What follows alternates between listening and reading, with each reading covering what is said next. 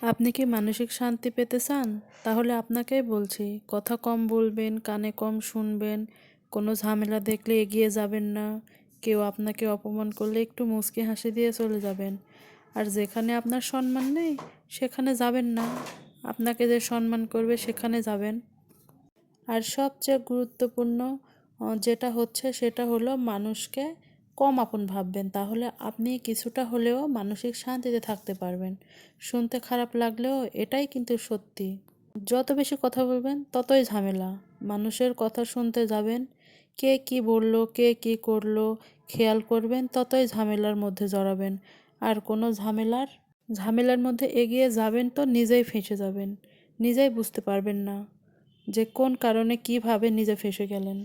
সে কারণে বলছি, কোনো ঝামেলার মধ্যে নিজেকে জড়ানোর দরকার নাই। নিজের মতো করে চলুন, যেখানে ভালো মনে করবেন সেখানে যাবেন।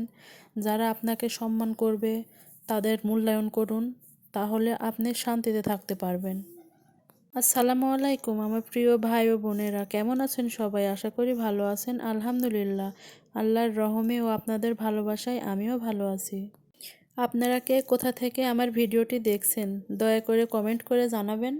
লাইক দিয়ে ভিডিওটি শেষ পর্যন্ত দেখে নেবেন। ভিডিওর কোনো অংশ যদি একটুও ভালো লাগে তাহলে সাবস্ক্রাইব করে এই বোনটির পাশেই থেকে যাবেন।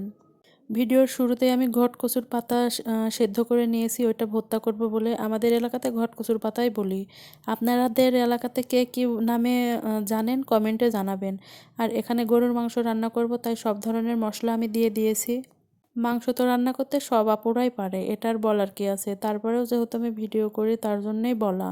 আমাদের বাড়িতে প্রেশার কুকারের মাংসটাই রান্না করলে বেশি পছন্দ করে, তাই আমি মাংসটা বিশেষ করে প্রেশার কুকারে রান্না করার চেষ্টা করি। দিক দিয়ে আমি 3-4টা সিটি দিয়ে নিয়েছি, নিয়েই তো ঢাকনাটা খুলে একটু ভালোভাবে বলক উঠিয়ে নিয়েছি। এখন আমি অন্য জায়গায় ঢেলে নিচ্ছি। এখানে আমি মাংসের মধ্যে এখন ভেজে রাখা জিরার গুঁড়ো দিয়ে দিলাম। এই মশলাটা দিলে কালারটাও যতটা সুন্দর আসে, খেতেও ততটাই মজা হয়।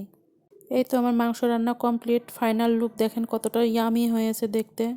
দিক দিয়ে ভাত রান্না করা শেষ, অফ ক্যামেরায় ভাত রান্না করে নিয়েছি, মাংস রান্না শেষ, পাতাগুলো সিদ্ধ করে নিয়েছি, পাতাটা এখন ভর্তা করে নিচ্ছি। আজ থেকে ভাবছি ডায়েট শুরু করব, তার জন্যে একটু ভর্তা করে নিলাম। আর সাথে মাংস আছে, আর কালকের কিছু তরকারি ছিল সেটা দিয়েই আজকে চালিয়ে নেব। রান্না বাড়া শেষে গোসল সেরেছি, নামাজ সেরেছি, এখন দুপুরের খাবার খেতে এসেছি। আজকে দুপুরের আমার এটাই খাবার ছিল। আমি যেহেতু ডায়েট শুরু করব বললাম, তার জন্য আজকে ভাত নিইনি, শুধু তরকারি নিয়েছি, শাকসবজি নিয়েছি। আমি যেহেতু এর আগেও ডায়েট করছি তার জন্য আমার প্রথম দিনে ভাত ছাড়তে সমস্যা হয়নি। আপনারা যদি প্রথম দিন থেকে ডায়েট শুরু করেন তাহলে প্রথম দিন থেকে ভাত খাওয়া বাদ দিবেন না, অল্প করে হলেও ভাত খাবেন অন্তত দুপুরবেলায়। কয়েকদিন ধরে ভাবছি আজ থেকে ডায়েট শুরু করব, আজ থেকে ডায়েট শুরু করব, কিন্তু এই আজটা আর হচ্ছে না, তার জন্য আজ থেকে শুরু করে দিলাম। আজ কাল কাল করা যাবে না, ডায়েটটা শুরু করতেই হবে, তাই শুরু করে দিলাম।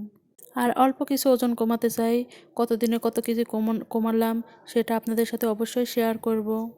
যে যেখানে আছেন তাহলে ভালো থাকুন, নিরাপদে থাকুন, সুস্থ থাকুন। আমার জন্যও সবাই দোয়া করবেন। আল্লাহ হাফেজ। আসসালামু আলাইকুম।